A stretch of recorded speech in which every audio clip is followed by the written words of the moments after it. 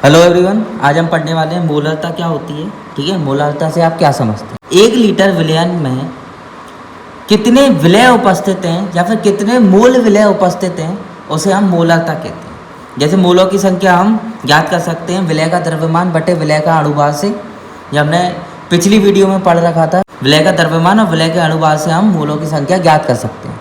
अब मोलरता क्या होती है, देखो विलय की मोलों की संख्या या फिर विलय का आयतन लीटर में दे रखा हो, या फिर मोलरता क्या होता है, विलय की मोलों की संख्या बटे विलयन का आयतन मिलीलीटर में दिया हो तो हम क्या कर देते हैं, 1000 से इसका गुणा कर देते हैं। तो मोलरता को कैसे दर्शाते हैं, बड़े वाले एम से दर्शाते हैं।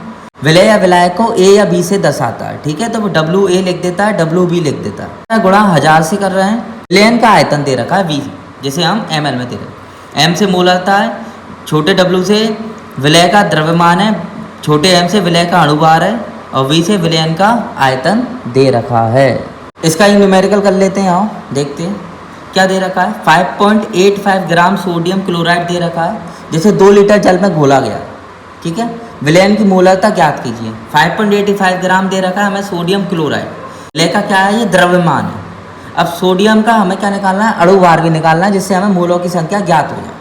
ठीक है, विलय का द्रव्यमान इतना है, विलयन का आयतन 2 लीटर दे रखा है, मतलब 2000 ml। ठीक, विलय का अणुभार कितना है, 58.5 ग्राम होता है। अगर सोडियम क्लोराइड का अणुभार देखेंगे तो कितना आता है, 58.5 ग्राम आता है। तो मोलरता ज्ञात करने के लिए हम क्या करेंगे, विलय का द्रव्यमान बटे विलय का अणुभार गुणा करेंगे 1000 से बटे विलयन का आयतन।